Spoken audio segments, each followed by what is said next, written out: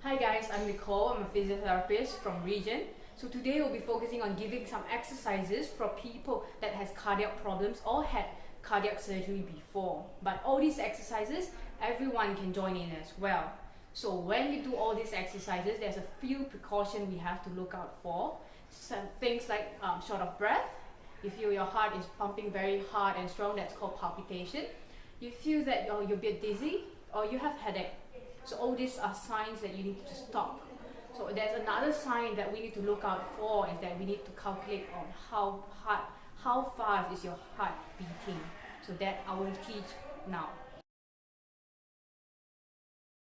First, place your left wrist facing upward on a stable surface. Use your right index and middle finger and place it on the left side of the left wrist, just below your thumb. You should feel beats, that is your pulse. Count how many beats are they in a minute. The normal pulse rate is ranging from 60 to 100 beats per minute. After you have finished your exercises, it is only normal that your pulse rate will increase. If there is a drastic increment in your pulse rate, kindly seek for medical advice. Our exercise program begins with mobility exercise, starting with your head.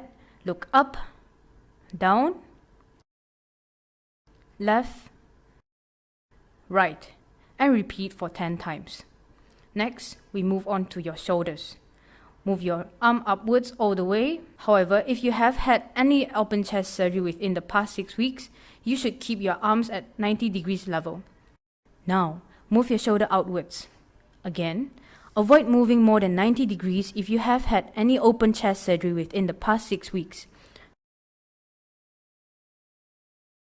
As for your elbows, bend and straighten your arm for 10 times.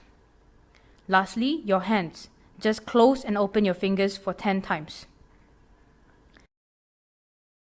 Now, we are moving on to endurance exercises, that is to improve your physical stamina. The first one, tiptoeing. Stand in front of a stable platform with feet shoulder width apart. Raise both your heels and then bring it down.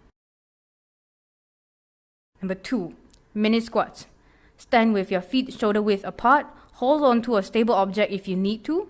Slightly bend both knees and then stand up. Third is static marching. Stand with your feet shoulder width apart. March on the spot for 1 minute and repeat it for 3 times. The last one, seated marching. It is an alternative of static marching, is to sit on a chair, bring your knees up towards the ceiling, alternatively for 1 minute. That's all we're going to talk about this time. Thank you for watching this video. Stay safe, stay healthy, and stay active.